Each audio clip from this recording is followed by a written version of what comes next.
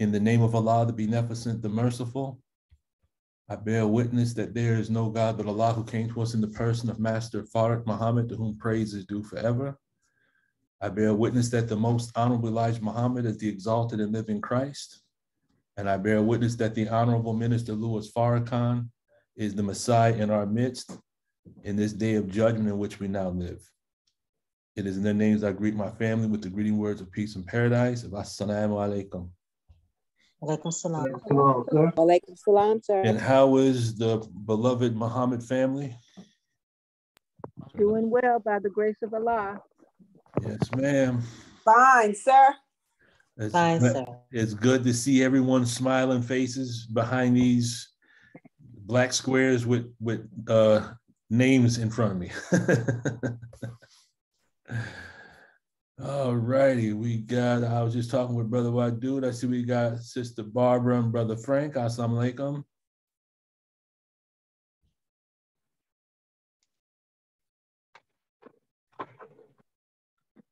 We got Sister Dorana. Assalamu alaikum. Alaikum salam, sir. Alaikum salam. We got Sister Carol. Assalamu alaikum, Sister Carol.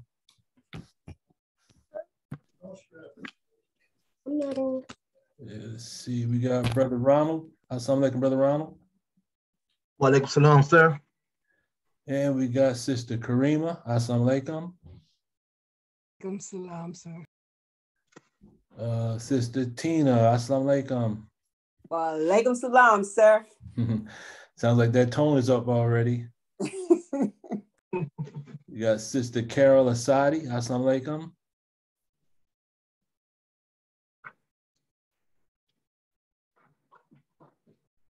Sister Roberta. Assalamu alaikum.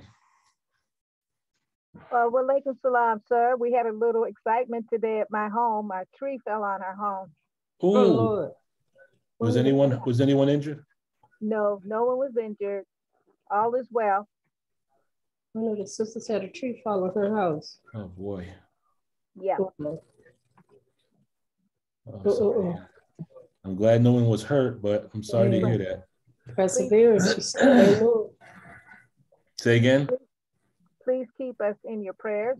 Oh, yes, ma'am. Most definitely. Most Thank you definitely. so much. Let's see. We have Sister Deborah. Assalamu alaikum. Wa alaikum salam, sir. Alaikum salam, family. Sister Jocelyn. Assalamu alaikum. Alaikum salam, Brother Lukmani, and assalamu alaikum, family. Alaikum salam. And we got Sister Ania. And I'm assuming we got Sister Ania and Brother Wahid. Assalamu alaikum. Wa alaikum salam. Let's see. All righty. I think that is everyone that I can see on my screen. All right, before we get started, is there any questions, comments, thoughts, concerns, corrections on anything that has been covered up to this point? Let's see. I'm showing Sister Dorana over there, but I'm not showing Sister Dorana. Oh, there she is. Sister Dorana, assalamu alaikum.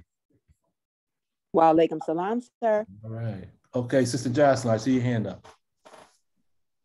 Yes, sir. I just wanted to share that I contacted the org and ordered another copy of the extension because mine is gone, and they said it's only $10. So just if anyone is interested, it's only $10 if you don't have your copy. Good. And we're going to take our time going through this. We're not going to rush through it. You know, we're going to take our time going through these lessons. We want to make sure we don't want to just complete the lessons. We want to make sure everyone has good ARC with the concept. Again, there's going to be a lot of work in store for us in the upcoming days, years, or days, months, years. But we are going to take our time going through it. If there's no other thoughts, questions, comments about anything we've covered up to this point, I will go ahead and start part 2. Let's see.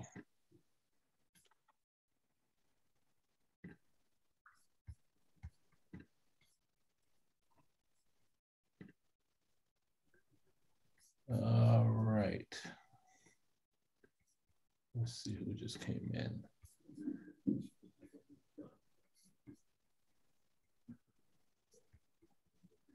Okay, let's see, who was that? Well, I'll worry about that later. Okay, this ayat self-explanatory, so we will go ahead and move forward.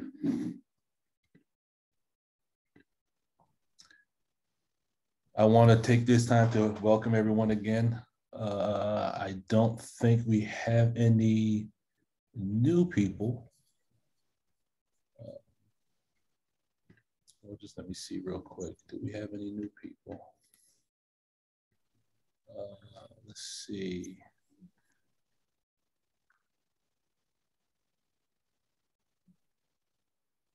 Oh, okay. So let's go ahead and get started. Book 1, Extension Course Review.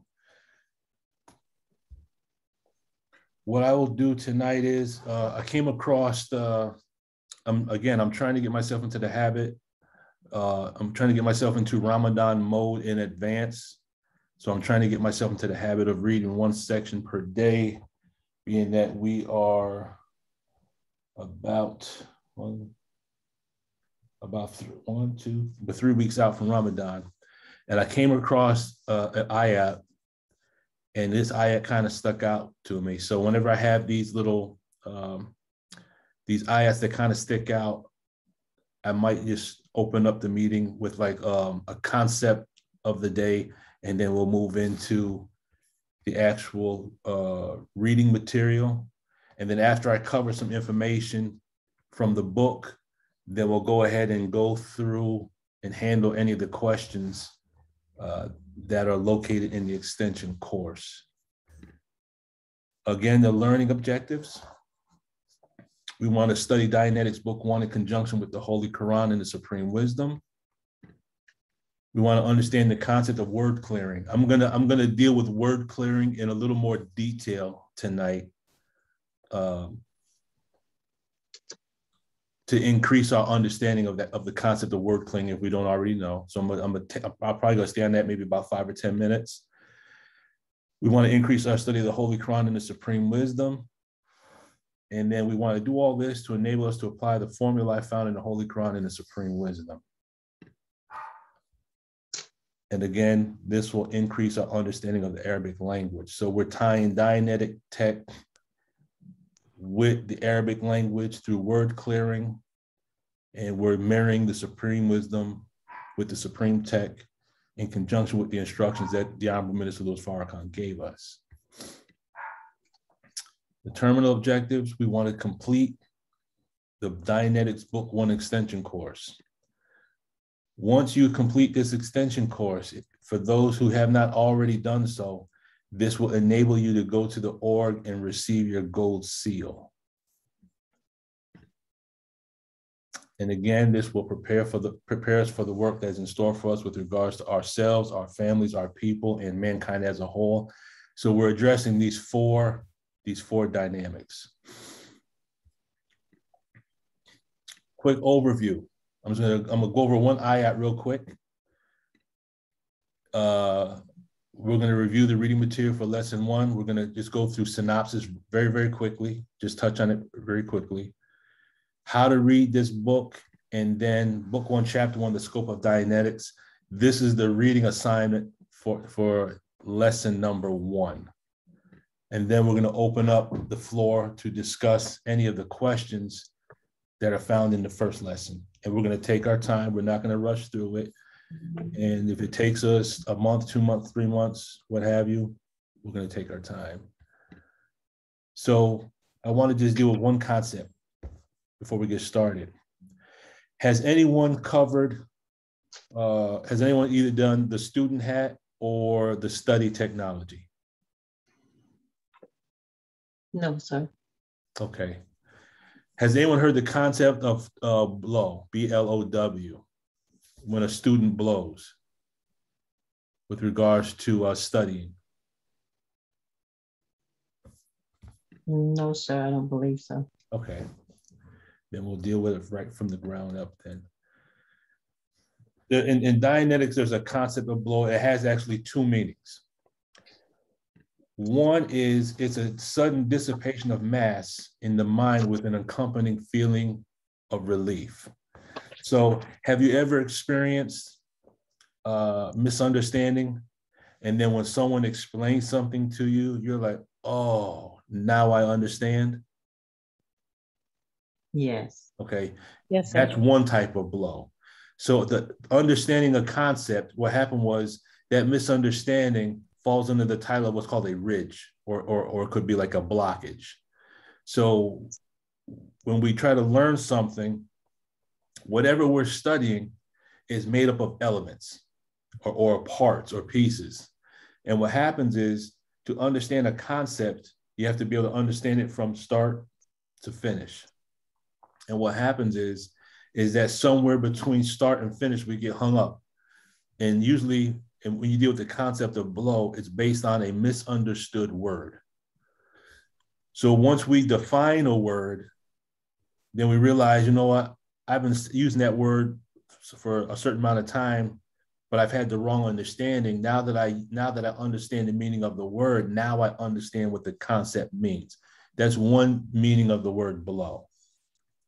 It's the same as having a cognition, or when you had that aha moment. In the movies, they always portray it as someone would have a light, the light came on over the head. So does everyone understand that aspect of blow?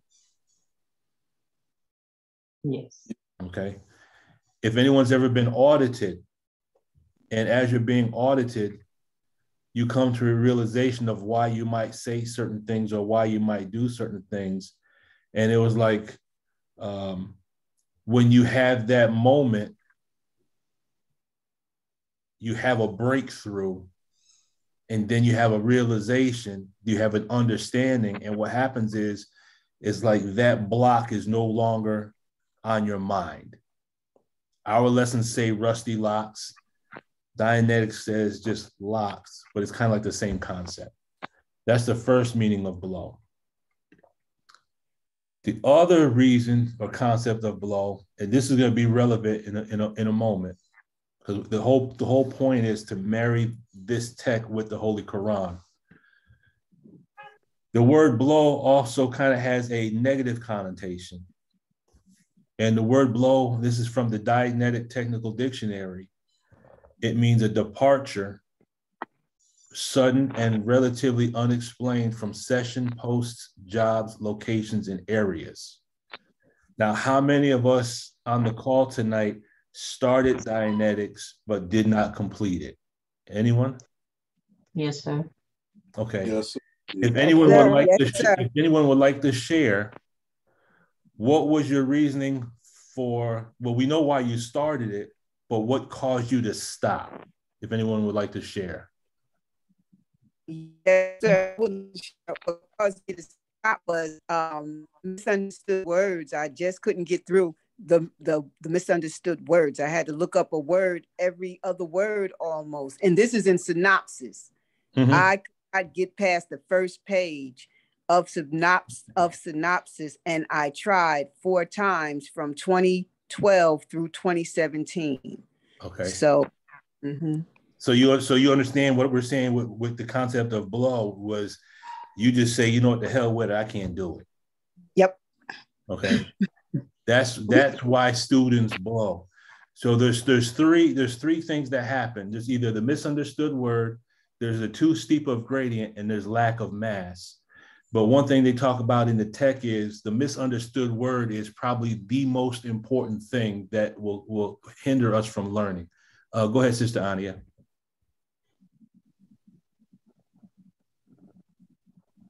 Yes, so I also, I completed the extension course, but then after that, that's when I stopped.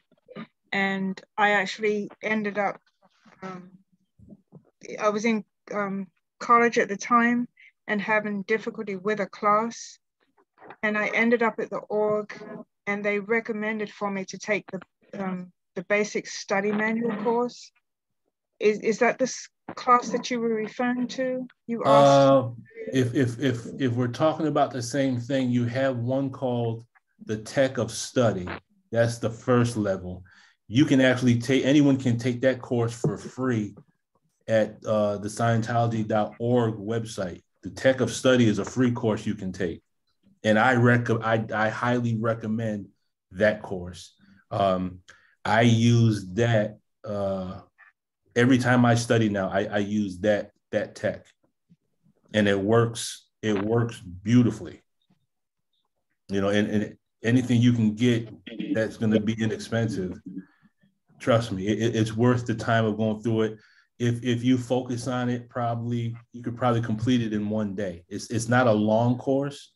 It's really, really basic. I wish I would have known this when I was actually in college. I probably would have gotten better grades than I've gotten just knowing the basic study technology.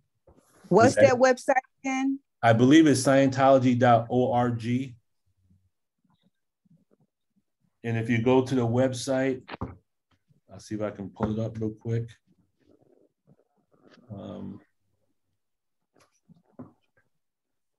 I thought I had it on my phone. I guess I took it off, but I believe it's Scientology.org. And the amount of time it takes to complete the course, it's well worth the investment of time. Was that it, Sister Ania? The one I took was with the basic study manual, and I took it at the org. I did have to pay for the class, but it was worth. This is a different class then. It was worth the weight in gold. It really was, and okay. It's very simplistic. It has most of it is pictures, where they're showing you like cartoon character pictures, but it deals with the blow and the different responses when you don't understand a word. Mm-hmm. And that was the problem that I was having with the college course that I was taking. Mm-hmm. Okay.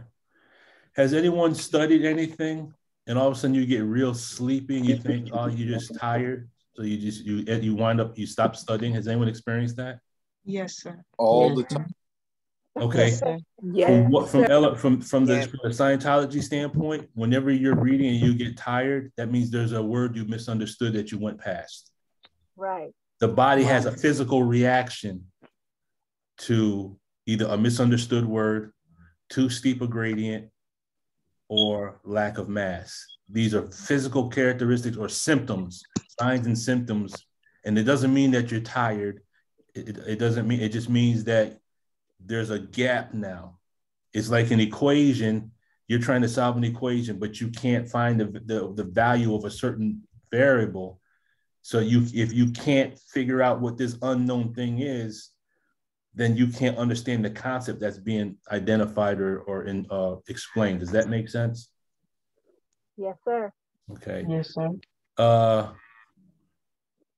I thought I saw Sister. I thought I saw Sister Jocelyn. Did I see your hand go up? Yes. I think you took it down. The sentence I didn't take that it you down. had before. Oh, go ahead. The sentence that you had before. Uh-huh. The mass in that sentence would that refer to like something weighing on your mind? Is that what the mass means in the previous sentence? From one perspective, you probably could say it's something that's weighing on your mind. When you look at the concept of a ridge is something. You ever have a let's see how I can explain it like this. You ever have a hose and you're watering the grass or you're watering something and then you get a kink in that hose? Remember when you're little and you know, some of us remember when we actually drink out of a garden hose, you would fold it to let someone drink and then you would let it go and let the water splash in their face? Yes, sir. Okay, when you kink the hose, see, the water represents the flow and the kink represents a ridge and that kink represents a blockage. And what happens when you fold that hose, the water either it doesn't flow out or it flows out in a lower velocity. Well, the same thing happens with thought. And if we have a misunderstood, it actually blocks the flow of our thinking. So mass is thought in that sentence? The mass is something, is a word that's blocking the thought. Okay, yes, sir. It's a word that we don't understand. Yes, sir. Okay. What would be a good example? Well, I'm gonna show you an example. I have one built into the presentation. Go ahead, Sister Ania.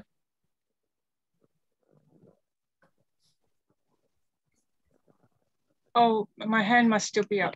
Okay. I didn't have a comment. No problem. So below is also an unauthorized departure from an area, usually caused by misunderstood data or overts. So we either have a misunderstanding or we can have a lack of understanding. A lack of understanding is when our understanding is insufficient, and when a misunderstanding is when our understanding is incorrect. And both of those things will cause us to depart from whatever it is that we're studying. This is so key. I use it every day now when I'm actually studying and going through the course I'm going through. If I start to get frustrated or I start to get tired, I know there's something I missed. So what I do is I go back until I find out what is it that I missed. And then when I go back over a concept and I notice that when you try to study with a misunderstood, your tone will actually go down. And when you go back and you hunt for that misunderstood word, when you find that word and you understand what that word is in conjunction with the rest of the sentence, your understanding, your tone actually begins to go back up again. So the more we study and we have our misunderstoods, our tone goes down to the point where we say, you know what, I'm not doing this anymore. I'm just not going to study. But what happens is when you go further in the tech will say that you won't look at the fact that you're leaving the subject based on what you misunderstood. You'll find something, you'll blame it on something else. How many times have you been in the org, in the classroom, and when you're sitting there and the Scientologist will come over to you and they say, they'll want you to go over a word. How many of you actually thought that the Scientologist was just purposely just trying to get on your nerves? Yes, Yeah. Because they're watching for body language. So when I'm at the org, I make it a point. I make sure don't yawn, don't tap your pen. It's like, look, because when I'm studying, I don't like to be bothered.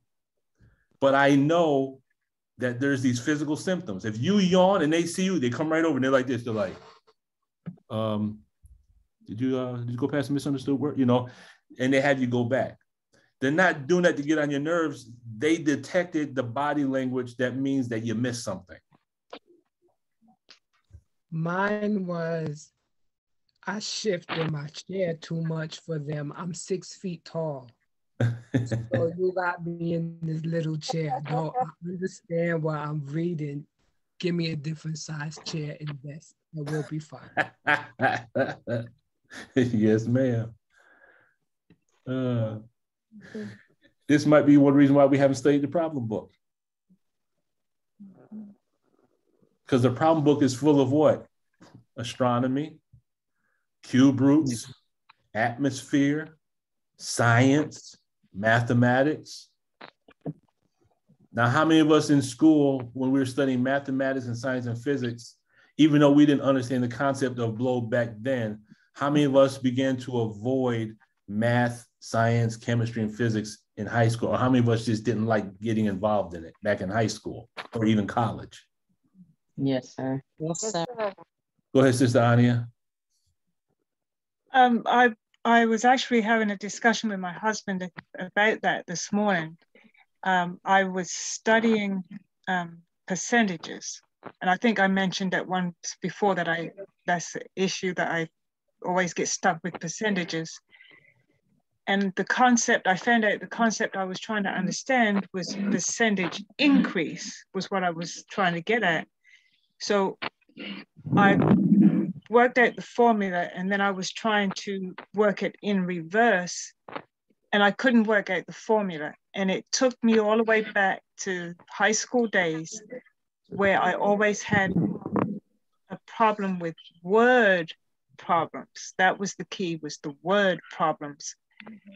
And I took that all the way back to the creator, and it just opened up so much in defining that and the realization, and into the problem book, because in the problem book, we're given word problems. And in the beginning was the word, you know, so I found out my issue was the weakness was in trying to come up with the correct formula to solve the problem, come up with the right answer.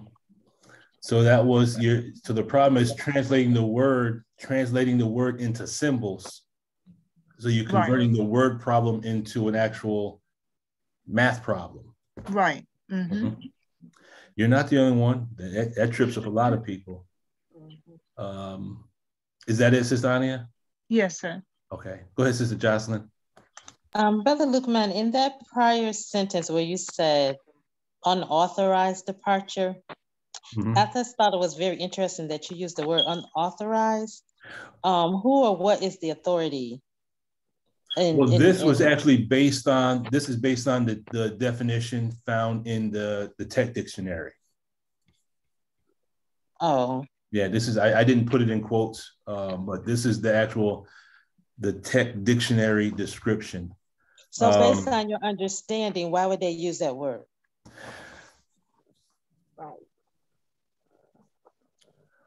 Well, an unauthorized departure from an area usually caused by misunderstood data or overs. Well, I'll tell you like this. I'll answer it. I'll answer it from this standpoint. The first thing that pops in my mind when I see unauthorized departure, I think of when one leaves their post without being properly relieved. Individuals that have been in the mosque and have left the mosque, some of them have left because of instructions that they were given and they had a misunderstanding of those instructions. In other words, sometimes we receive instructions in the mosque and we took something personal. Does that make sense? No, everything you're saying is making sense. I mean, even when you just, put the general orders in, and I see it from that perspective. But it was just when I was reading, I was trying to figure out why would they use that word unauthorized? It was just interesting to me, and I just was trying to see why they would use that word.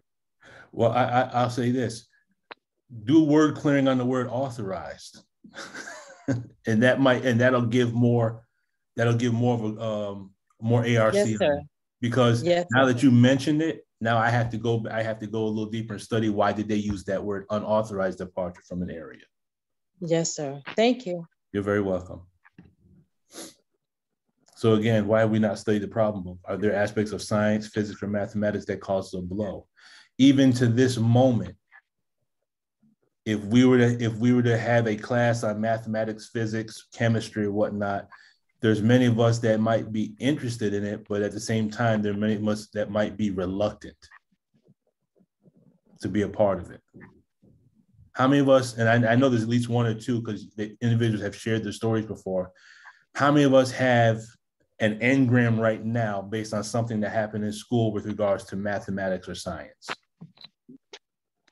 Yes, sir. Mm-hmm. Yes, sir. If you're of my generation, then you're a part of the class where the teacher would call you down to the front of the class to work a problem, and God help you if you got it wrong, because as you turn around, every eye was looking at you, some of which were making fun of you because you got the problem wrong. Yes, sir. So as a result of people making fun of you because you may have gotten the problem wrong, then you have either avoided that class.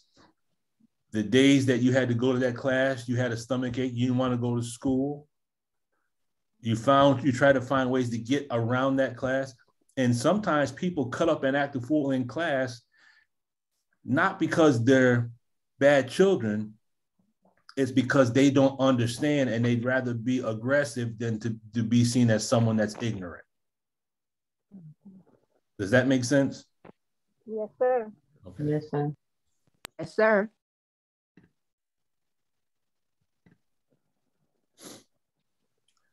In the Dianetic Tech Dictionary, it says the manifestation of blow stems from this third aspect of study, which is the misunderstood definition or the not comprehended definition. That's at the root of, that's why at the beginning of every Dianetics book, he doesn't really say anything about gradient. He doesn't say anything about mass, but he always says in every book, do not go past the words you don't understand. That's like key number one.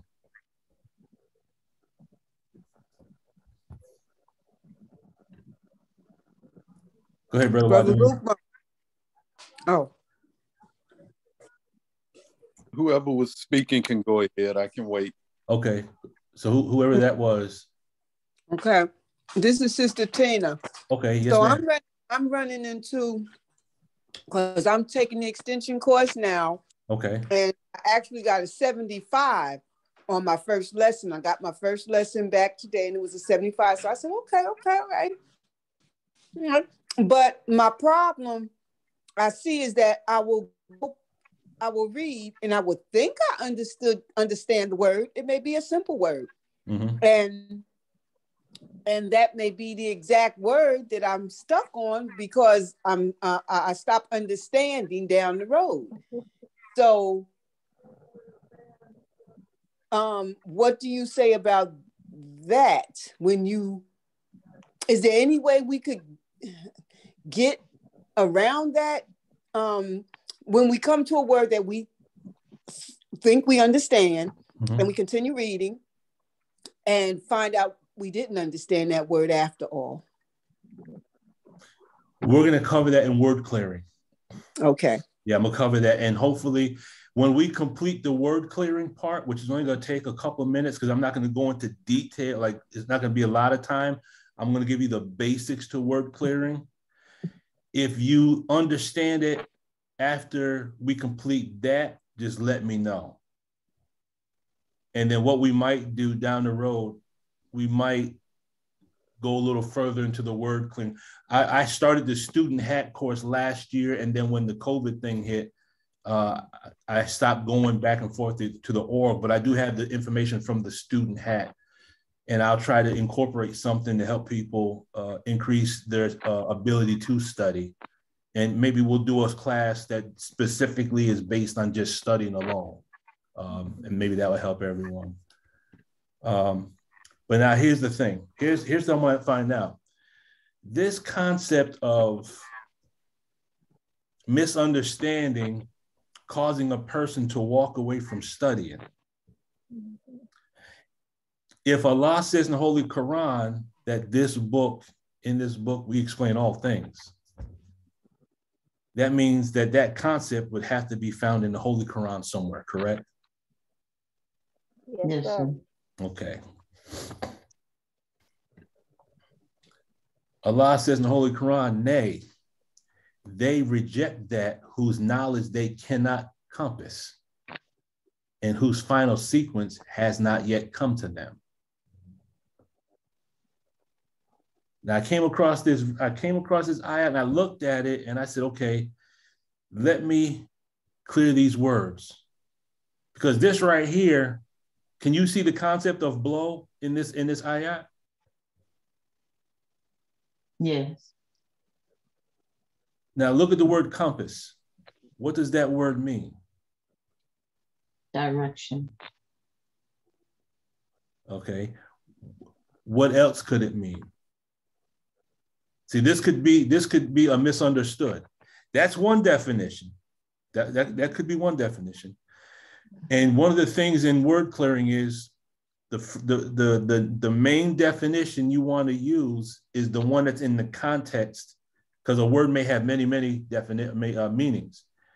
You want to first identify the one that's in the context of what you're reading. So if this says they reject that whose knowledge they cannot compass, then there's something about that word compass that's causing a rejection of knowledge. Does that make sense? Yes. So Yeah. when it's like, in that context, would it say can't see their way or can't understand it? Yes. Yes. And this is why this is important. I apply the tech when I study for my tests now. So when I look at when I take an exam for either the fire department or when I'm trying to break down something for school, when I look at the problem or the sentence, I look at it as a cycle of action. Okay. So they reject that whose knowledge they cannot compass. So your start is to receive knowledge. Then that knowledge when that knowledge can't be compassed, then it's rejected. Does that make sense? Yes. Because Yes, before sir. you can reject knowledge, you have to first receive knowledge, right? Correct. And then once you receive the knowledge, you can't understand it. So as a result of receiving the knowledge and then you don't understand it, then what do? You reject it, correct? Right. That's a cycle of action. That's start, change, stop. Mm-hmm. So when I take my test, one of the things I do is I look at the sentence as, whenever you can, I look at it as a cycle of action. Brother Wadud and then Sister Jocelyn. Assalamu alaikum, sir. So my question is in regard to how to sift through what may be this enemy's way of infusing technology into the language, making it so confusing for the understanding. And what I mean is they'll use language like a word is disinhibited. That's something that's used in the medical field. Mm-hmm. And so it's the opposite of inhibited, but then you have to I have to wrap my mind around what normal inhibition is to relate it to what disinhibition is. Uh-huh. So my question is, and this is why I stopped in the Dianetics, was because it seemed as though I was trying to learn different systems at the same time. I equated to trying to learn Microsoft system and Mac Apple system simultaneously, even though they both function inside of the computers, they don't function identically. So the Dianetics to me was like trying to learn a trade jargon while at the same time I'm trying to learn the trade jargon of medicine. And it was somewhat overwhelming to try to learn those two systems simultaneously. So how do you diffuse away from what the enemy has injected that may be of the technology into the language? I would say word clearing is a key concept, and the more you read and the more you study, you'll begin to be able to, and you'll be able to study certain things and you'll be able to discern the differences. And it's just something that might take practice. There's a book called How to Read a Book by Mortimer J. Adler. I would recommend everyone have that book in your library. And it's a book that Brother Jabril Muhammad made reference to in a study guide, because Brother Jabril used to put out study guides before the self-improvement study guide program. Brother Jabril used to put together study guides back in the early 80s. And in one of his study guides, he mentions that book, How to Read a Book by Mortimer J. Adler. I highly recommend getting that book. That's one of the key books everyone should have on their shelf. But word clearing, because you have words that are ambiguous, and ambiguous just means you can have one word, it has more than one meaning. So you can use it in one context, And then if you want to be deceptive, you can say, no, that's not how I meant it. I meant to say what I meant was this. So what happens is you can make the other person feel as though they misunderstood. And it's not that they misunderstood. It's just that someone who's deceptive will use words ambiguously. Attorneys do it all the time. Right. Okay. They'll do that all the time. But word clearing is a wonderful place to start to remove that. And I'll give you an example. Now, some of you on the Zoom meeting may have already seen this presentation before, what I'm about to do. If you've seen this before, don't say anything. If I hold up this book right here, now if I said this book is red, who would disagree with me?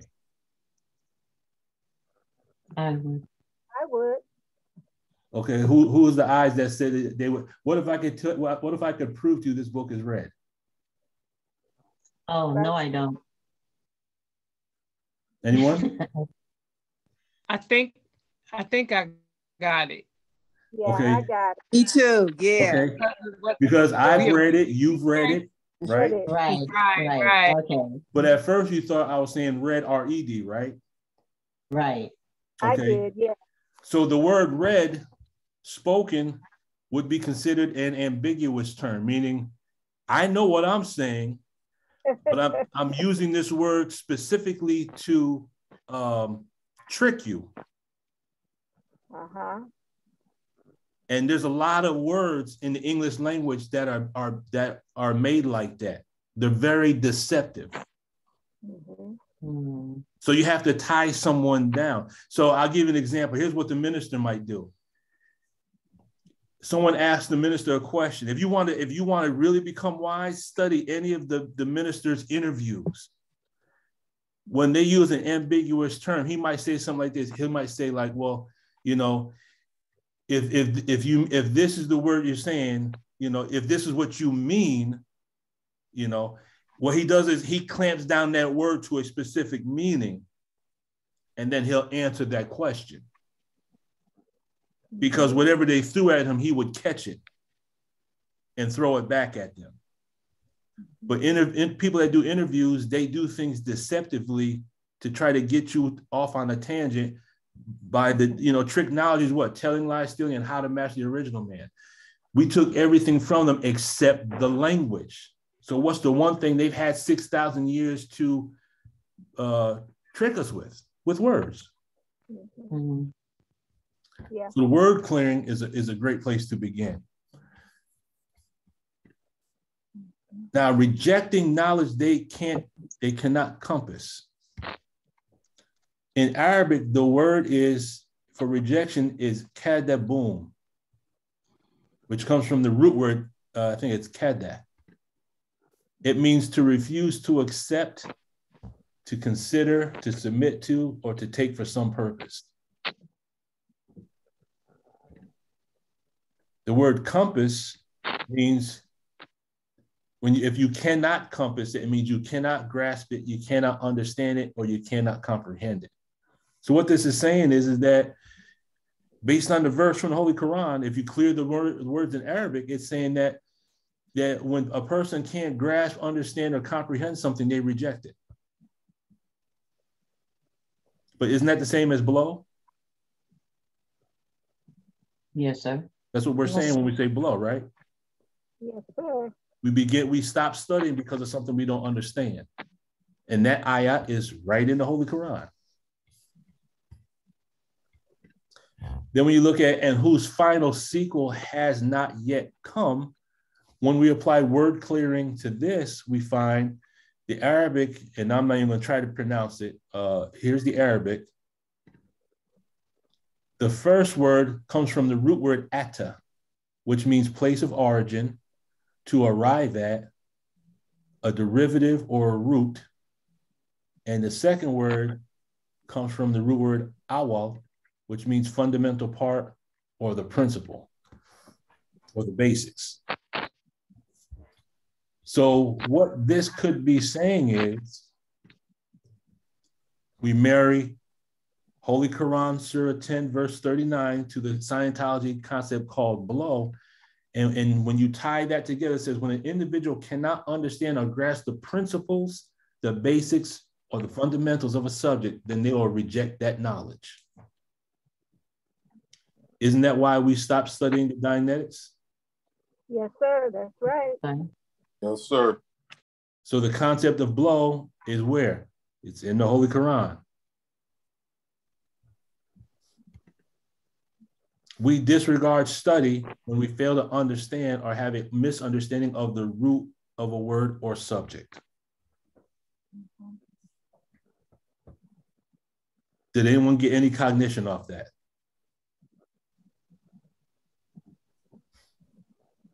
Does everyone follow that? How is we marry the Scientology with the Islam? Yes, sir. Okay. So what we're learning in the Holy Qur'an, it proves that we have received a book explaining all things. This concept is in the we've been reading this ayat at least every Ramadan. And it's right there. We just got to do the word clearing. Review of concepts. So we start out with, and I believe if we're dealing with the hidden source of aberration, this is coming from the first part of Dianetics called synopsis. L. Ron Hubbard states, the hidden source of all psychosomatic ills and human aberration has been discovered and skills have been developed for the invariable cure. So what is the hidden source of all these psychosomatic ills? Would anyone like to take a shot at that? What's that hidden source? Is it misunderstanding? Well, it is misunderstanding, but we want to go a little bit deeper based on the chapter titled Synopsis. What's the number one enemy in the book Dianetics? Bad experience.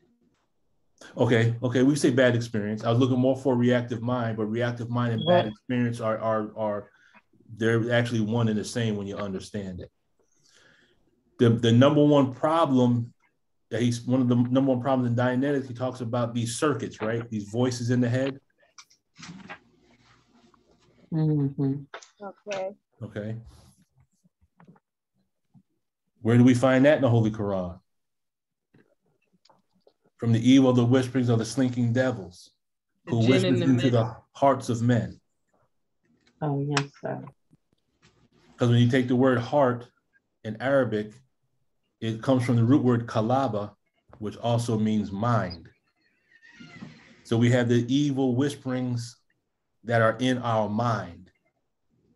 If we're sitting watching TV and we know we're not supposed to eat breakfast, how many of us every once in a while we go and we have breakfast? Or how many of us will snack? Even though we're supposed to eat one meal a day, we have this voice in our head that says, we'll go get this or go get that. And you say, I just got a taste for, is it that we really have a taste for something, or was that a recording? Was that a circuit? That was a circuit. If you don't want to admit to it, I'll admit to it. I have a sugar addiction I'm trying to break right now. I admit to it too, sir. And that's because I have this little voice in my head that's like, go ahead, just fast tomorrow.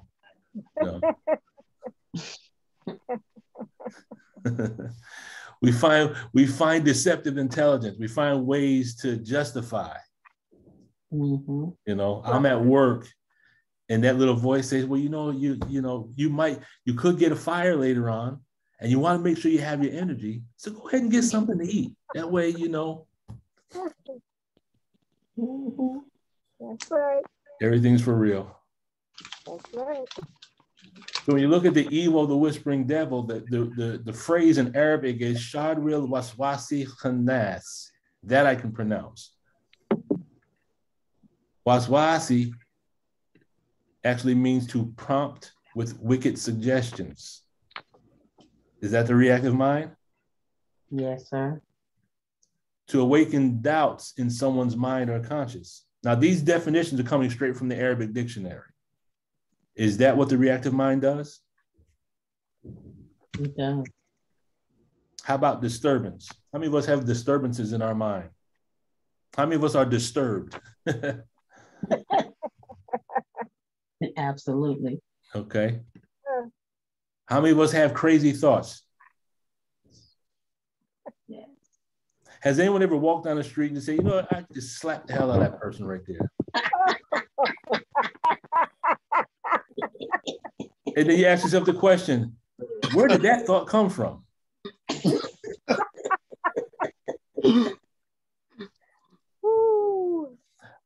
When I was working as a chaplain, one of the prisons that I was over is in upstate New York. Some of you might not know, some of you might be too young to know who this person is, but who remembers David Berkowitz? The son of Sam? Yeah. Oh, Yeah. Son of Sam. Okay, yes, sir. I actually met him in one of the prisons. Really? Yeah. And I bring him up because he when he committed the murders he did, I think back in 77, 76, 70, around that time period, he said that the neighbor's dog told him to do it. Right. Right. Wow. How many of us have ever had crazy thoughts, but we just didn't move out on it? Yeah, of course. Mm-hmm. Yes, sir. Yes, sir. I will say, I will say, if I moved on every thought, I would be incarcerated by now. Mm-hmm. Oh, yeah. Yes, sir. Thank God for Islam. The word waswasi also means a fixed idea. And I related that to being stuck in a time track. Have you ever had something that was just stuck in your head, you couldn't get it out? It kept replaying. Have you ever heard a song that you just hate and it just sticks in your head and you keep? Yes. Yes, sir. Years ago, when my middle girl, when she was little, this was back around 1998, I had a bookstore here in Newburgh, and I would have her with me at the bookstore, and to keep her quiet, she liked to watch Barney. Mm-hmm. Okay. And even though I wasn't, she was watching Barney, I was doing other things. I found myself a couple times driving in the car, and I began to sing the doggone Barney songs, and I had to catch myself. I'm like, what are you doing? Y'all remember the song, right? Yes, sir. For me, it was my children, like Mary Poppins. So I knew Mary Poppins backwards and forwards. Yeah. That's right. That's real. Yep. Yep. Mm-hmm. Now, waswasi also means anxiety, melancholy, or grief. Mm. So when we talk about the evil, the whispering of the slinking devil, we're talking about what's actually whispering to us. It's these emotions. These emotions have circuits, they have recordings. Does that make sense? Yes, sir. Yes, sir. Now, is this not Dianetics? But can you imagine having a book and you just need one book to understand all things? But all you have to do is you have to be able to study that book and extract out all the stuff that all the information that's in there. Mm. And the word waswasi also means to be obsessed with delusions. All of that from one word.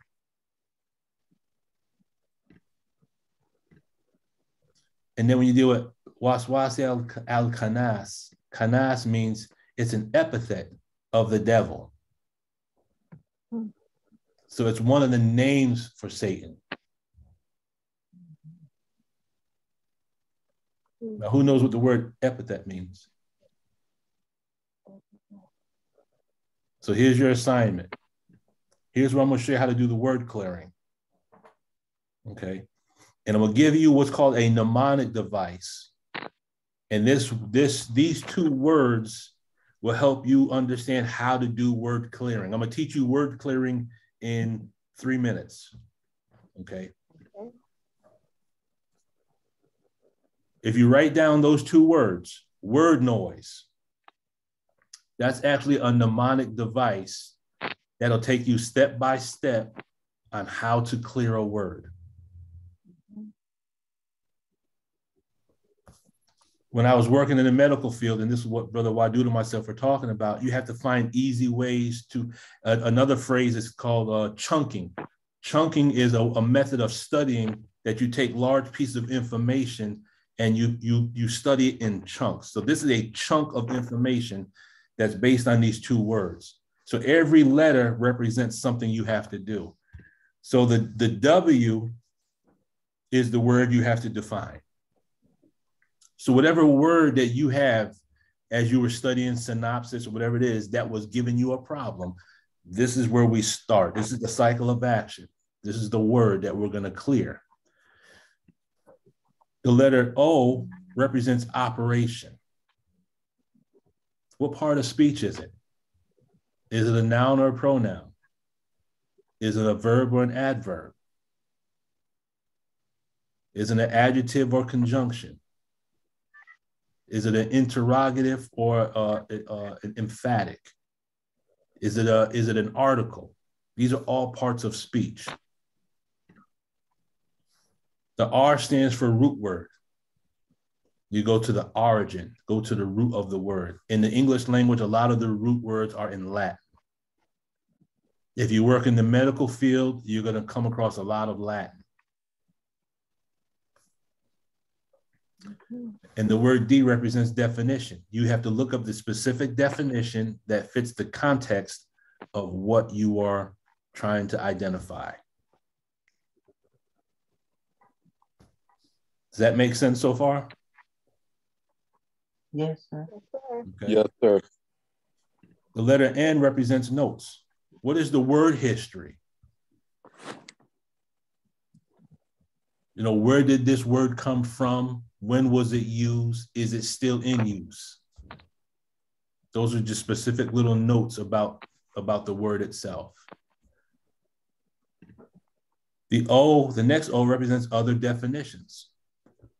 Read the other definitions. One thing Brother Jabril said, and I'm paraphrasing, he said, when you look in the dictionary, don't just read the first definition. He said the good definitions come down a little bit further. Usually the first definition is just a superficial definition, but when you dig deeper, it's like digging for gold. You'll find some real good meanings of words. I stands for idioms. And what is an idiom? It's a phrase that you can't derive the word based on how the term is used. So I said, you know what, so-and-so kicked the bucket. Can you derive the meaning of those words from that phrase? He kicked the bucket? No. Exactly. You can't derive anything. It's an idiom. You can't derive the meaning based on the usage. Okay. The S stands for synonyms. There might be words that are similar.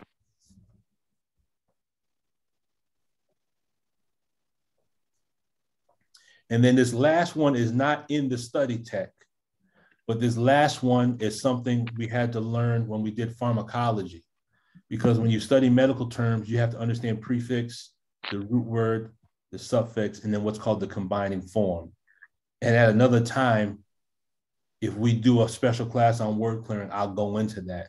Because if you understand the prefix and the suffix and the root word, the more you do that, you can look at words and you may not understand what the word means, but based on knowing the parts, you'll be able to come up with a concept that's close to. And this works when you're dealing with a multiple choice test. All you got to do is look at your different answers, A, B, C, or D. Normally, in a multiple choice test, there's one answer that is as wrong as two left shoes. You automatically eliminate that. Then there's two words that are very close to each other. And if you understand the concept of word clearing, you'll be able to discern the subtle difference between these two words with regards to the context of how it's being used. Is this all making sense? Yes, sir. Yes, sir. Okay, and as always, anyone who wants a copy of this, put your email in the chat and I'll send you a copy of this so you can study this on your own. This is basic word clearing 101, basically. You missed me last week. I'm gonna put my email in the chat again. I thought I sent, no, I sent out an email and it got returned to me. So I don't know if I either wrote your email down wrong or what happened, but I did send it out, but I got a return saying it was it couldn't receive my email. But I'll double check. I could have written it down wrong. But I'll make sure I write it down right this time though. Okay, I'm putting it in again. Okay. Thank you. So that's basic word clearing. Now, I thought I would add this to kind of, because some of us, parts of speech, we don't remember parts of speech. What is an operator? It's something, and especially a symbol, that denotes or performs a mathematical or logical operation. When you begin to look at sentences as mathematical equations, then all this will you'll start to see it from a different perspective. But when you deal with grammar, and I'm not an expert, grammar is not my strong point. But you have nouns. We know person, place, animal, or thing, correct? We know nouns. And I'm gonna try to make this real easy so that we can kind of grab it in our mind. So a noun represents an object. Does that make sense? Yeah. Okay. Yes. So we'll say the noun is an object. Okay. But then a pronoun, I could say car, that's an object. A pronoun is something that's not as specific. I could say it. Does that make sense? Mm-hmm. Yes, sir. Car is noun. It, I can use to take the place of car. So a pronoun takes the place of a noun. A verb describes the action. The verb describes what the car is doing. So the car is traveling.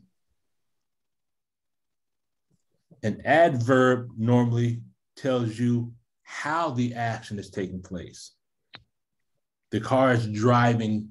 The car is driving. Is it driving quickly or slowly? That's an adverb. Does that make sense? Yes, sir. Okay. Then you have what's called an adjective. Is the car red or is the car blue? The adjective describes the object.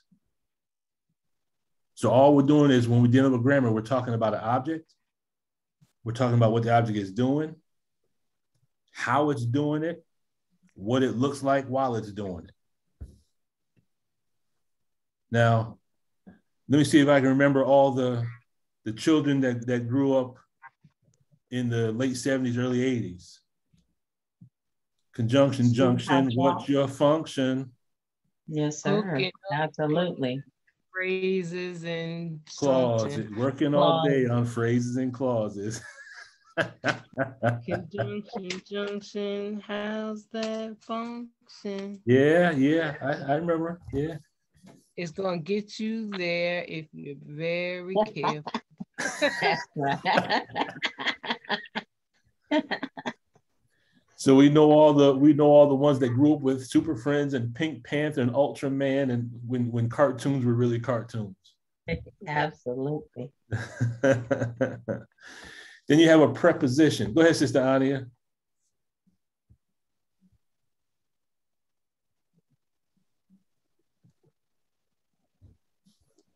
You're on mute, Sister Ania.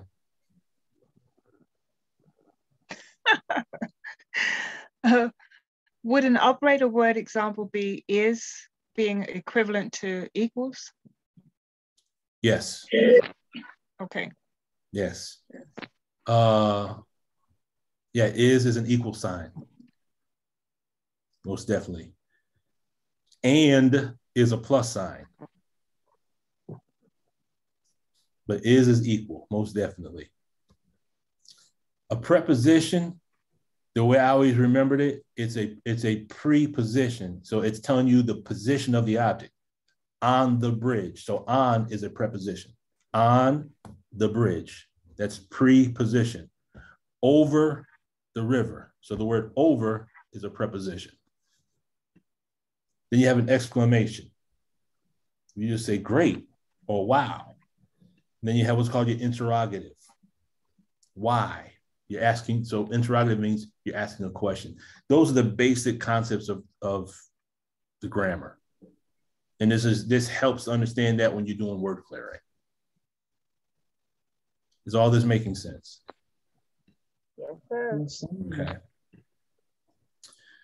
So then he says the goal of Dianetic therapy. Well, he says the goal of Dianetic therapy can be created from psychotic, neurotic, deranged criminals or normal people if they have organically sound nervous systems. Now, I found it interesting. We understood the concept of clear from last week, but the fact that he's talking about being made clear from neurotic, deranged, or criminals, everyone in this room has either been neurotic, deranged, or criminal once in their life. Could we agree with that? Yes, sir. Yes, sir. Okay. And the one who says no, then they're probably the most neurotic, deranged, or criminal person in the group. But when I saw this in Dianetics, this is what came to, this is what originally came to my mind. In the Holy Qur'an, it says, but the chiefs of his people who disbelieved said, we see thee not, but immortal like us, and we see not that any follow thee, but those who are the meanest of us at first thought. How many of us, if we went back and talked to people that you grew up with, they say, man, that sister was mean as hell. Mm-hmm. That brother was mean as hell. And now look at us. Allah's cleaning us up. And in seeing this, I thought about the Bible. And the Bible says, and they came to Jesus and see him that was possessed with the devil and had the legion. So this is the story of legion, says sitting and clothed and in his right mind, and they were afraid. So both the Bible and the Holy Qur'an is talking about someone speaking and removing devils and demons. This is an agreement with the Dianetics. Does that make sense? Yes, sir. Yes, sir, it does. The source of aberrations. So this information is coming from those first three parts of lesson number 1. He says the hidden source of all inorganic mental disturbance and psychosomatic illness was one of the discoveries of Dianetics. The source of aberration has been found to be a hitherto unsuspected submind, which, complete with its own recordings, underlies what man understands to be his conscious mind. So many times we get these suggestions in our mind, and the suggestion says, well, go ahead and eat the whole thing of ice cream. Go ahead and get the whole thing of cookies. And we say, I might just go ahead and grab me. I think I might just go ahead to Krispy Kreme and go and get me some donuts. Mm-hmm. And yeah, let me check my phone. Oh, the hot sign's on too. Let me go on down here and get. And what it is it's that recording, that reactive mind. It doesn't always say, it shows us a picture. It'll flash the picture of that Popeye sandwich or whatever it is that we enjoy eating. It'll flash us a picture of it. And then we say to ourselves, I got a taste for this. And that's just a reactive mind controlling us. Does that make sense? Mm-hmm. Sorry. I remember they had started doing that in the movie theater at one time. Yes. They had the subliminal. They would do it real quick to get people to go buy more popcorn. Yeah, and soda. I always got hooked with the soda. Mm-hmm. Yeah. And I still think they're putting something in that butter, because that ain't real butter they're putting in the popcorn. But you start eating and you just can't stop. He says in Dianetics, this submind is called the reactive mind, a holdover from an earlier step in man's evolution. The reactive mind possesses vigor and command power on a cellular level. So that's the key. That's what gets us in trouble. It's this command power on a cellular level. Now, if you don't understand what I'm talking about, when you're doing on a cellular level, try, if your problem is sweets, try going 24 hours without sugar. Your body feels like you got bugs crawling all over you. You go through a type of withdrawal. Does anyone ever experience that when you go on a fast? Mm-hmm. Okay. Mm-hmm. And what is command power? Command power is nothing more than you can say you have a habit or you have an addiction. All of us have a habit we're trying to break, or we have an addiction that we've either overcome it or we're striving to overcome it. But we have a battle in this messed body that we're trying to overcome. That's right. Can I get some ARC on that one? Yes, sir. Okay. Yes, sir. Okay. Yes, sir. Then the question becomes, well, why did God make devil? Question number 38. Show forth and prove that he's all wise and righteous, that he can make a devil, which is weak and wicked, give him power to rule the earth for 6,000 years, and then destroy him in one day without what? Falling victim to the devil's civilization. So why do we have this messed body? My humble opinion is it's a test. Our goal is to become God. What we have to master this physical form first. This is our test. Our physical body is like an exam we have to take. Go ahead, Sister Ania.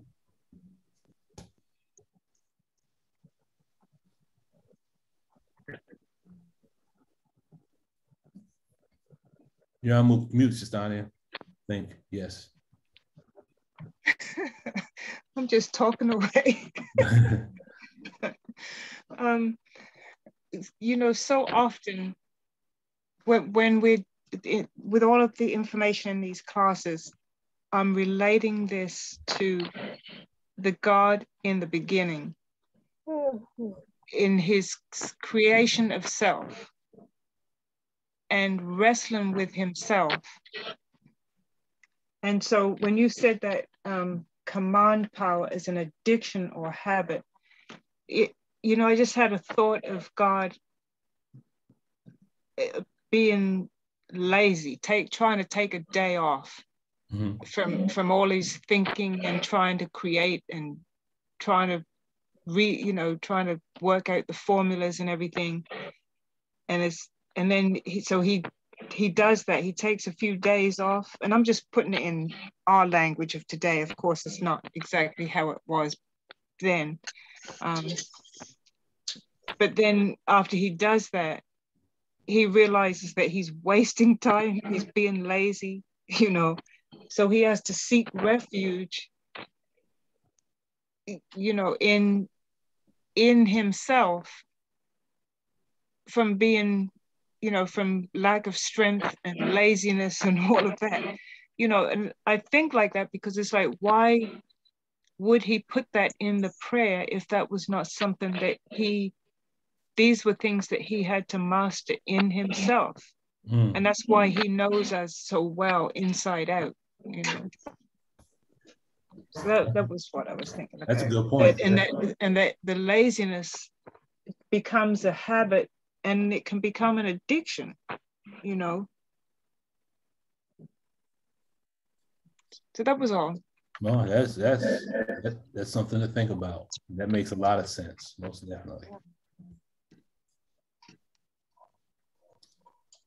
This command power from the perspective of the Holy Qur'an, I saw it like this. And the devil will say, when the matter is decided, surely Allah promised you a promise of truth.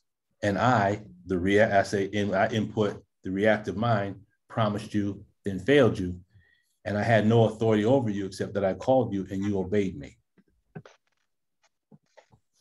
Now, from the perspective of Buddhism, from the Buddha would say that the flesh is never satisfied. So even though some of us might say we might break our fast because we want this or we want that, and then we might say, okay, I'll go ahead and have this, and I'll start my fast after that. We'll have that justification in our mind to do that, and then when we go to start the fast, our body is, our mesh, I'll say our mesh body is then asking for something else. Why? Because the mesh body, the physical body is never satisfied. And the physical body is not us, but it does have command power over us if we are weak-minded. There's a video I sent out to, it was Brother Robin and Brother Scott, and it was a video by Brother Jabril, and it's on YouTube, and it's called The Weak Mind.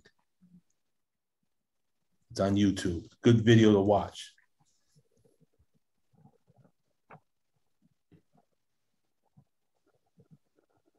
He says, he may not be aware of what has taken place, but as Dianetics has discovered and can prove, everything which happened to him in the interval of unconsciousness was fully and completely recorded. So we know in Dianetics, everything is recorded, correct?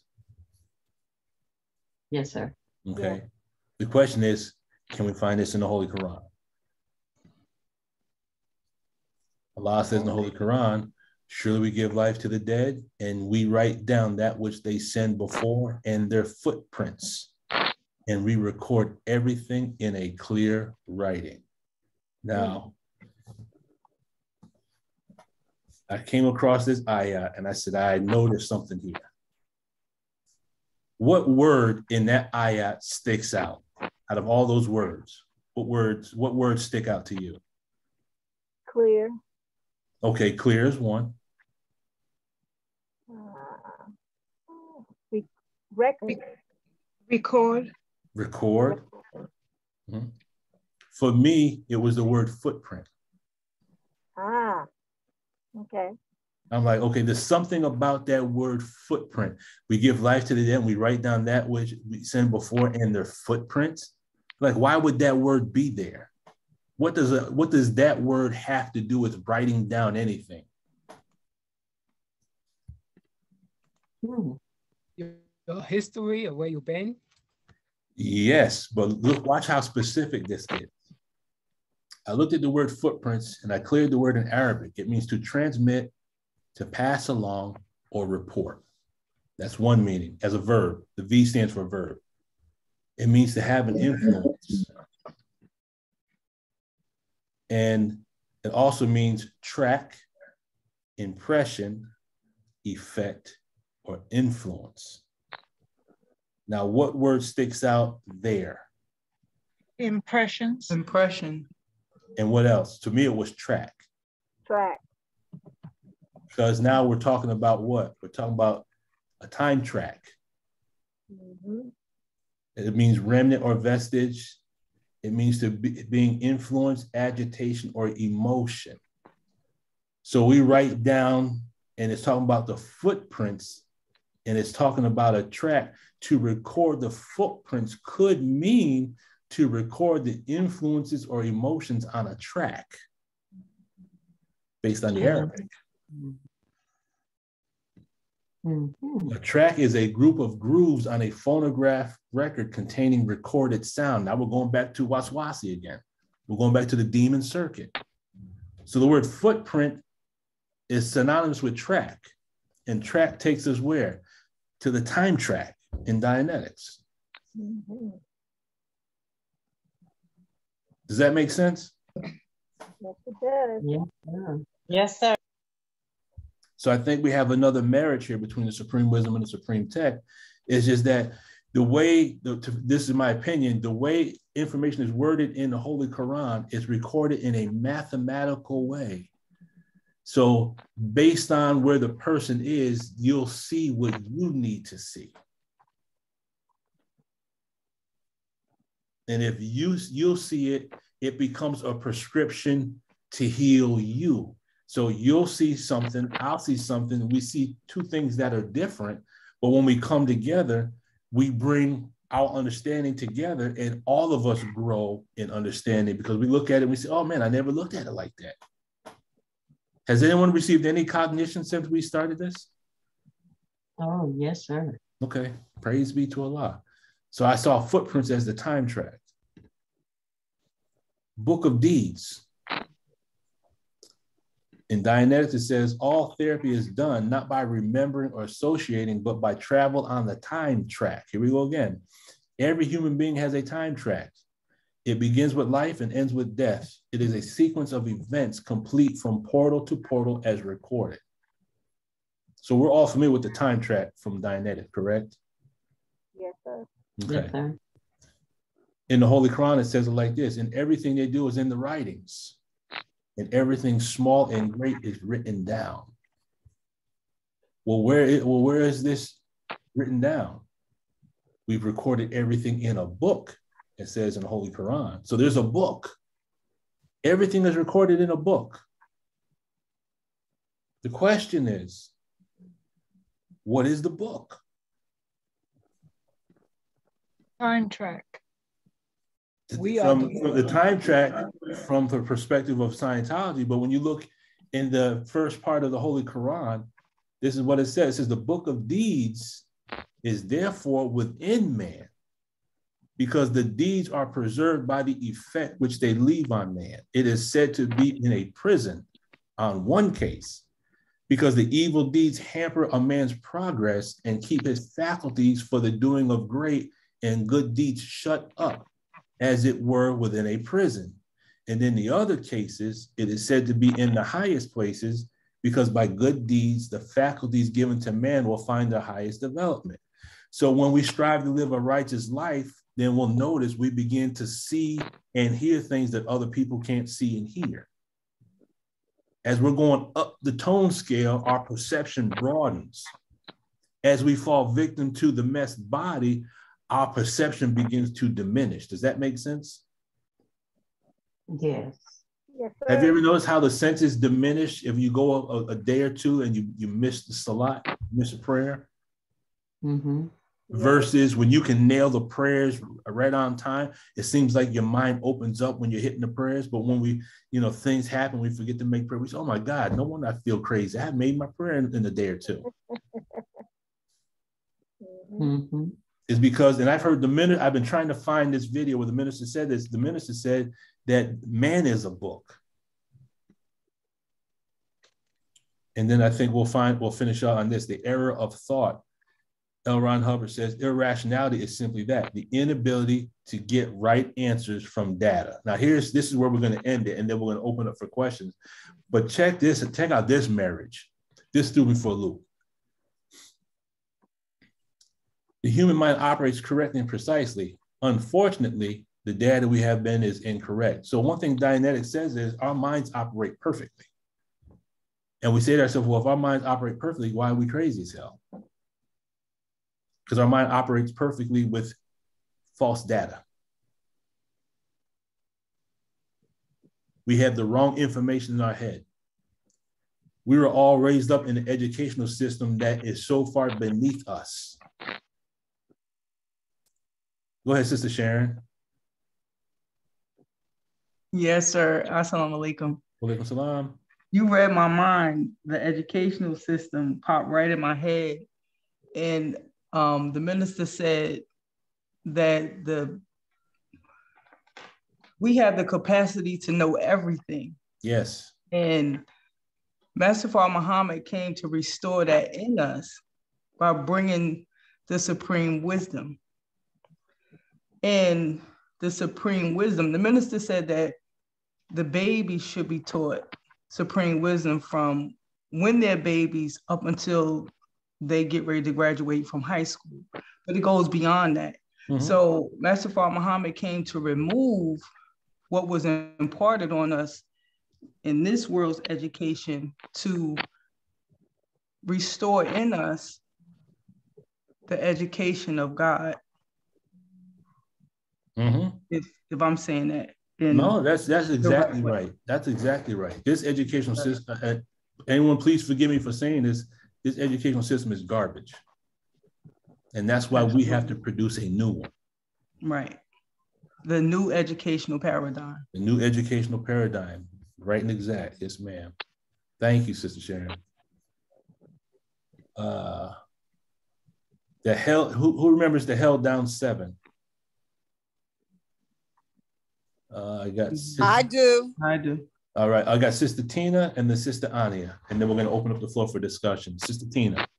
Yes, sir. The last question in the first lesson, they want you to give an example of what you see as a held down 7. Mm-hmm. And that's what I gave as an example.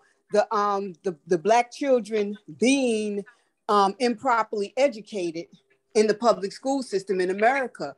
And so I said that and some other things, and I went into the school to prison pipeline, you know. So I connected it all. I haven't read what he thought, what my supervisor thought on that answer, and I will see what he thought. But that's what I put as a held down 7 to the fullest degree, I said. Educational system is designed to make us good workers, so we fit in someplace to make someone else rich. That's just my opinion, but that's how it's designed. Is that it, Sister Tina? Yes, sir. All right, praise be to Allah. Thank you. Go ahead, Sister Ania. Yes, I love that what Sister, is it Sharon, what she said, and it made me think of, you know, for the last 6,000 years, we have been operating with the mind of our enemy, of the white man, of Yaqub's mind. And so we, even as we think that we're serving God, but we're serving God from the knowledge that was giving us from Yaqub, from his aberrated mind. Yes, ma'am. And that is so far beneath us. We don't even know our full potential yet. And I think the minister has said this before. If not, I might be paraphrasing it. We have never come face to face with ourselves. I think he might have said it a little differently, but you finished this, Ania? Yes, sir. Okay, praise be to Allah. This is the last point, and then we're gonna open the floor up. But held down 7. It's an enforced or wrong datum. Enforced and wrong, like Columbus discovered America. That's enforced and it's wrong. Does that make sense? Yes, sir. Thomas Edison discovered the light bulb. Enforced and wrong. Held down 7s. Can we find this in the Holy Qur'an? Can we find the held down 7 in the Holy Qur'an? Well, we'll see. Held down 7 means jammed thinking because of misunderstood or misapplied datum. So just the fact that we have all these, and I think, and I'm gonna give you the link. There's another group that meets, and let me tell you, I just started meeting with this group. I think it was last week, I think it was. And there's a group called Seed Incorporated, and they deal strictly with, they go through self-analysis, and they do straight wire through the Zoom. And when I tell you, it was incredible. Before we end the meeting, in case I forget, remind me to put the Zoom information into our chat. They meet 3 times a week. And I had, at first they wanted to wait because they didn't realize how many of us would actually show up. They're like, okay, we got to prepare for this. But now now we're about to join 2 groups together. So whoever would like to take part and learn how to straight wire, because you can't audit over the Zoom, but you can straight wire. All right. We're going to need this in the upcoming time when the minister departs. Straight wire might be one of the main tools that we use to keep our tone up. Okay. And I highly recommend being a part of the group, because I learned a great deal about straight wire in just 1 week. It was incredible. Allah says in the Holy Quran, hey, we hurl truth at falsehood we hurl truth against falsehood, so it knocks out its brains and lo, it vanishes. Now, we're all familiar with this ayat, right? We've seen this many times before, correct? Yes, sir. Yes, sir. But what's this word falsehood? Let's look at this word falsehood. So the hurl means to eject or discharge. Well, is that a term that's used in Dianetics? Don't we remove charge? Oh, yes, sir. Yes, sir. We do remove charge in Dianetics. And we do examine, correct? Isn't that what an auditor is doing? He's examining the time track and he's looking to discharge. He's hurling truth at falsehood. Yes, could we say that? Yes, sir. Yes. Okay. To knock out its brains. So when an auditor is auditing, what's the job of the auditor? Really, the auditor is trying to remove the invalidation that the pre-clear has. Because could we not say that the invalidation we received as children is one of the reasons why we're crazy as hell as adults? Yes, sir. So doesn't auditing remove invalidation? Yes, sir. So could we say the auditor is hurling truth at falsehood until he knocks out his brains? Okay. Yes, Okay. sir. No. That's the thing I go. I love you. Well, isn't the auditor actually, isn't the auditor actually mining out the truth, and yeah, and the person, the pre-clear, is the one to expel it? Well, we can say they're both. The way Dianet, the way he explained it is, he's saying the analytical mind of the pre-clear in conjunction with the auditor are working together. Okay, thank you. So we could say that. So you're absolutely right on that one. Go ahead, Sister Sharon. Yes, sir. The minister mentioned hurling truth at falsehood during the Swan Song lecture. He said we hurl truth at falsehood till we knock out its brains. And he said that God wants to knock out the brains of devil and Satan, also to knock it out of our brains. So I just remembered that. Well, praise be to Allah. Thank you. Sir. Thank you. So could we not say that this ayat is describing the process of auditing? Yes, sir. Okay. Now watch this. Wait till you see this part. Held down 7. Here's the Arabic. The Arabic word is batili or batili. Guess what the word batili also means? Lies. It means to invalidate. Invalidate. So we hurl truth at falsehood. We're hurling truth at invalidation. But here's the kicker. The word in Arabic also means to hold down. And there's the Arabic. See right here, hold down. Mm-hmm. All right. Invalidate. So we have the held down 7 in the Holy Qur'an, but it's called falsehood. Mm-hmm.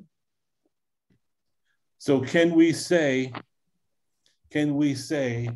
that we marry the supreme wisdom with the supreme tech? Yes, sir. Yes, sir. Absolutely.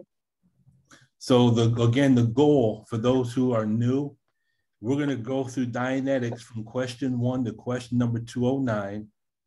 And the terms and the terminology found in Dianetics, we are going, with the help of Allah, find it in the Holy Qur'an. So we can bring the tech back to our people in our language. That's what we're going to do. So it's 7:38. If there's any questions we can entertain between now and 8 o'clock, either with regards to lesson number 1 or anything that was covered, feel free. The floor is open. I have a question, Brother Lukman. I put it in the chat already. Okay. Concerning last week's Zoom, I didn't get it. Okay. That's what I need. Did you put your address in the chat tonight? Yes, sir. Okay. So whoever's name is in the chat, even if you received last week's, you're going to receive it again.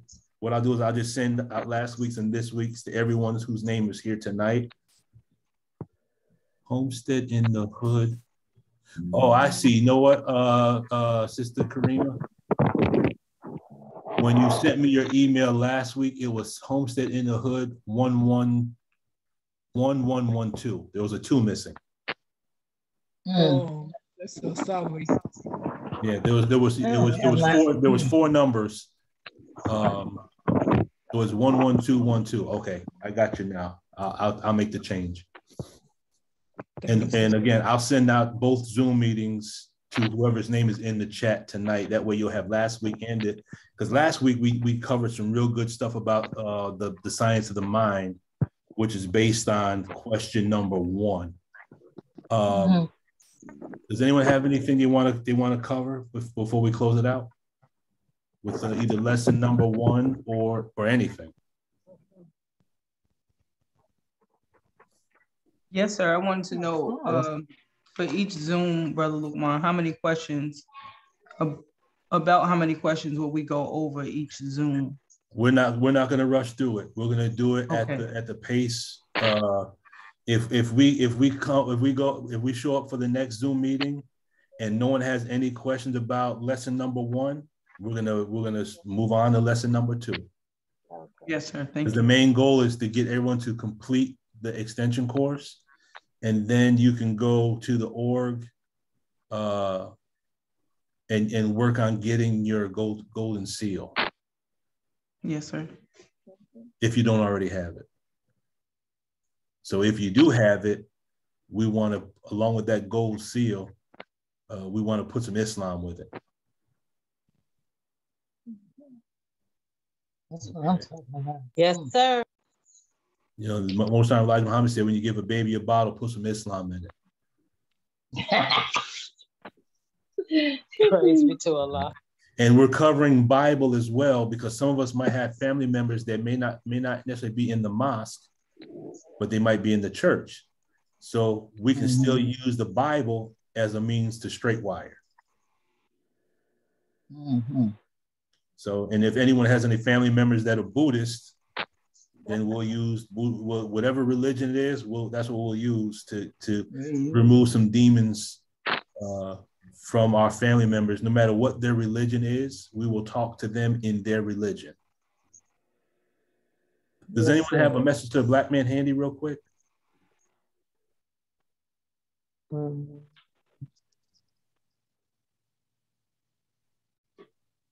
Yes, I do. Can you turn to page 90 and go down to the beginning of the 3rd paragraph? The one that begins, I hope that you will not misunderstand. Go down to the next paragraph. The Holy Qur'an and Bible warns us of a day of judgment of this world. Oh, wait, no, let me see, let me go back. Message to the black man, page 90. It might be the 2nd paragraph. Let me see. If you desire to preach or teach a certain religion is true or right, you should know all religions and their scriptures. There you go. Those are the words of the Most High Elijah Muhammad. So when people say we shouldn't be studying Dianetics, that's not what we're taught.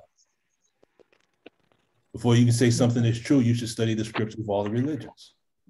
And the Bible says that Jesus spoke the language of the people. That's right. That's right.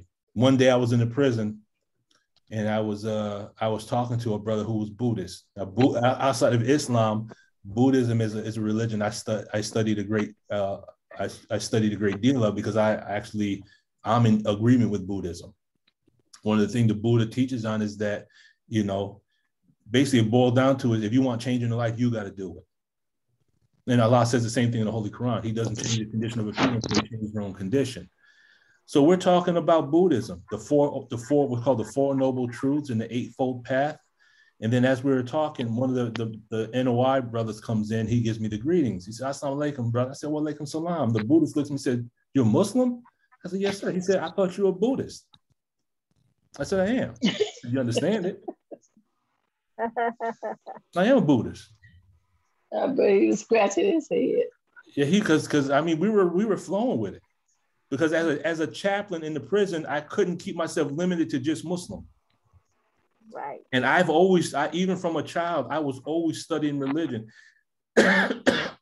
Some of you may remember back in the early 80s, there was a man named Herbert W. Armstrong that had a show called The Plain Truth. Yes. Yes, I used to follow him. Yes. And there are some that say that he was either, I can't remember, they say he was influenced by the Church of Scientology, or he was influenced in such a way. You can, looking back hindsight, I can see how that prepped me for this. So me personally, I've been studying religion even since I was a child.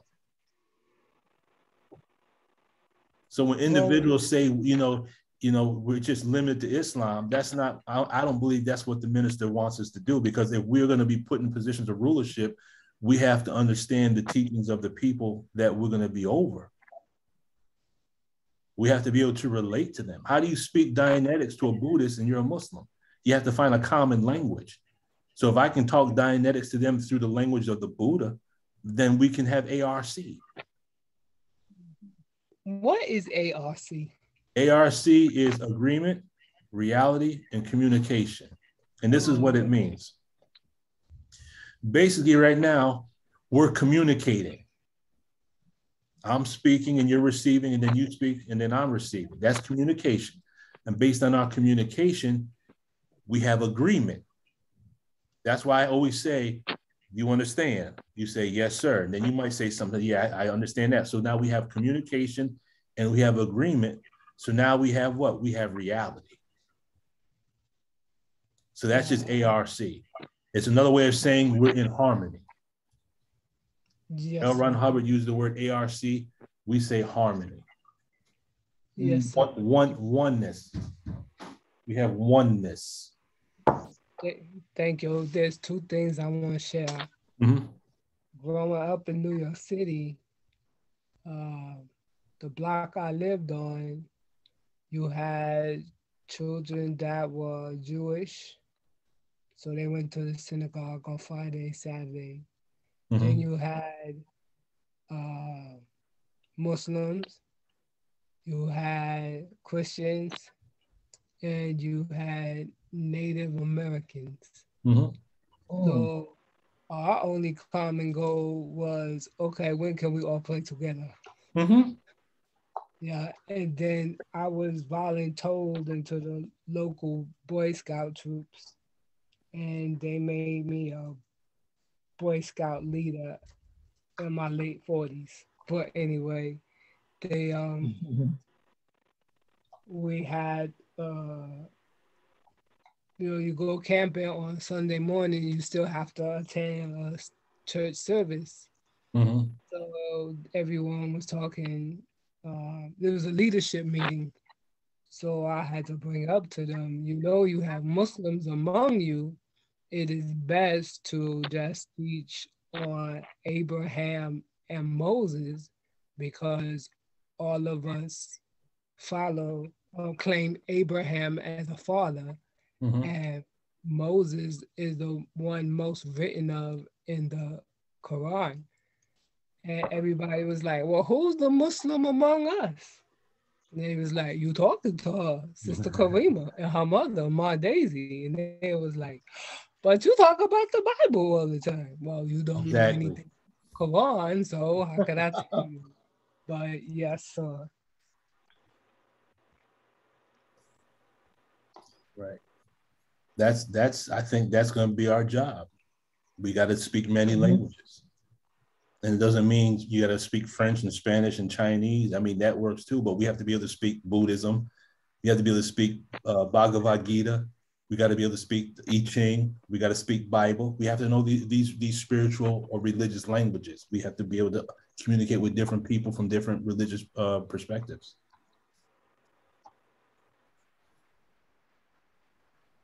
All right. Anyone else before we close it out? Oh, let me give you this Zoom information. Let's see how I can do this here. Brother Lukman.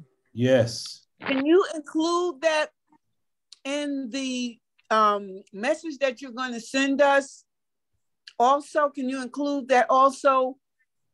Yes, I'll include the message. That way you can have the hyperlink. Yes, sir. Yeah, I'll do that. Thank you. I'm gonna put it here, and I'll also put it in. I'll take it. Okay. They meet Tuesday, Wednesday, and Friday at 8 a.m. Central, 9 a.m. Eastern. So if you're in Brother Batin's group, if you want to get an hour in on Tuesday before you go to Brother Batin's group, that's all right. And then if you want to just be able to get the full 2 hours, it's Wednesday and Friday. And I'm telling you, they do straight wire. They show you how to do it, and it's amazing. Can I be heard? Say again. It went away. I didn't write it down. I didn't get a chance to write it. It's not still up there? No, sir. I see it on mine. Sister Carol, you have to click the chat. Oh, you got to click down where it says chat down at the bottom of the screen. Oh, okay. If you click the chat button, then you should get the chat of everyone that has put something in there. You see it? Go, keep going. That's fine. Un poquito? Yeah. Okay. Brother Right. Luke, Yes. this is 9 a.m. our time, right? So Yes, 9 a.m. our time, Eastern. Tuesday, Wednesday. Sorry. Yes. Friday. Okay. And it's Savior's Day every day. We have a great time. It's a great group of believers. They're connected with Brother Robin. For those that know Brother Robin, they take this tech and they show you how to use it. And everyone that I've seen that have been straight wired, you see them basically transform right before your eyes. Individuals agree to be processed on the Zoom, and basically you just sit and you observe, and you learn how to use the straight wire technique, and it's incredible.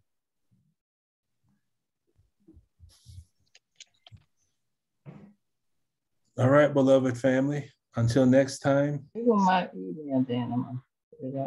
Say again. I'm just sending my email. Yeah, send me the email. I will add all the emails to the list, and then whoever was here tonight, I'll send you the Zoom from last Sunday as well as this Sunday. And I'm gonna start work, since there's nothing on lesson number 1. I'm gonna start working on lesson number 2.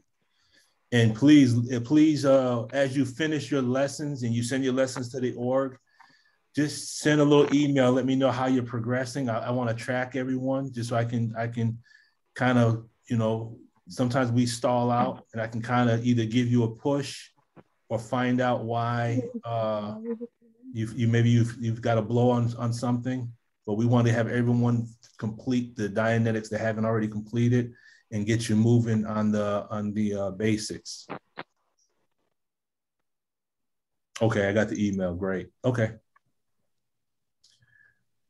So with that being said and done, I pray a lot that everyone got something from tonight's Zoom presentation. I hope everyone sees how we're going to use the Dianetics and the Holy Qur'an in conjunction in manifesting the minister's words. We want to marry the supreme wisdom with the supreme tech. And there's nothing else. I will go ahead. Go ahead, Sister Tina. Okay, Brother Lukman, did you just say that if we had like a blow, some type of blow situation with the what you call that?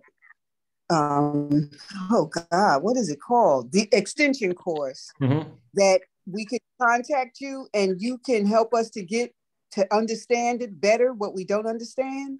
Yes. Is that what you just said? If you run into like a little ridge or a bump in the road, there's something you don't quite understand, send me an email. Send me an email and I'll do what I can to help individuals work through these questions. I'm not going to give you the answers, but I'm going to try to give you some data. I'll try to find something in the Holy Qur'an that'll add some math, basically. I'll find something in the minister's words to add some math to get us past these ridges, because the number one thing we want to do is we want to complete this course. There's going to be a lot of work in front of us within the next year or so. If you think last year was bad with the COVID, there's no telling what's in front of us the upcoming year with COVID, the storms, and now the war in Ukraine. And it's just a lot of madness that's going to be taking place. And then when the minister departs, you're really going to see aberration. We may be called upon to save our people within the ranks and without. That's true, brother. And we have to understand this tech. And I'll end it on this note. If you go back and watch the minister's video, 1996, The Divine Destruction of America, the minister, well, actually, I'll play it real quick. It's only like a minute. It's a minute long clip. Can I find this? Can I find it? Can I find it? Can I find it? I'll save it for next week. I'll save it for next week. The minister said in Divine Destruction of America that grief is one of the chastisements that Allah is going to use. And if you understand the shock of the hour, in Arabic, the word shock, the shock of the hour, the Arabic word is zalzala, which means grief. So if Allah is going to use grief as the chastisement, and then the minister gives us Dianetics, which shows us how to remove grief, then those that follow the minister's instructions will be able to get through this fire that we're about to go through. And when you deal with, in Arabic, there's 7 different words that describe fire, and all these words describe tone 2.0 and below. It's either grief, anger, covert hostility. We cleared the Arabic terms for all 7 words for a fire, and they all equate to emotional states. Because no matter where you go, you bring your mind with you, correct? That's right. So you can't, when your mind is on fire, this is why we either indulge in alcohol, drugs, food, all these things. We're trying to put the fire out, and it doesn't work. The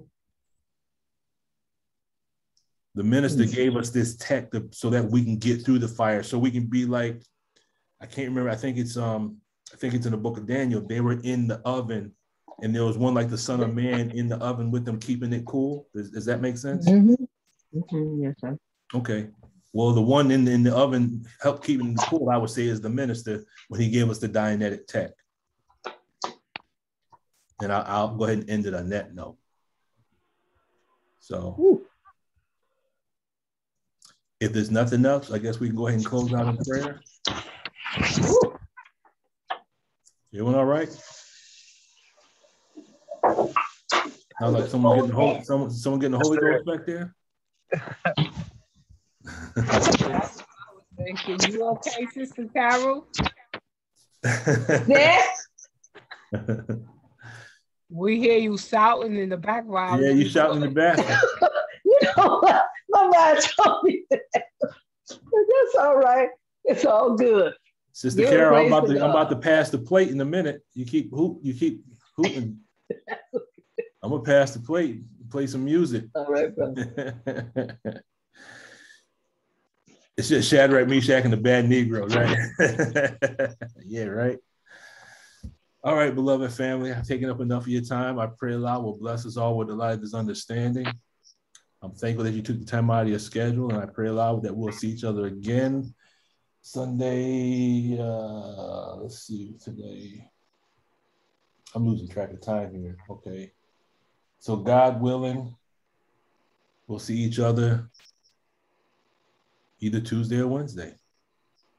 So let's go ahead and close out in prayer, attention prayer.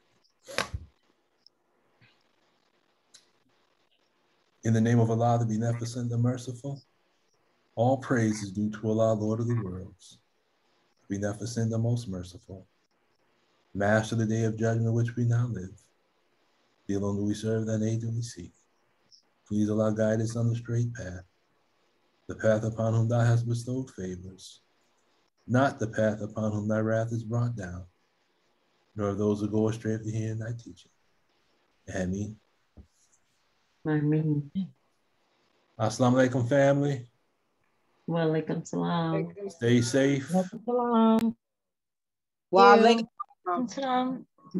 salam, sir.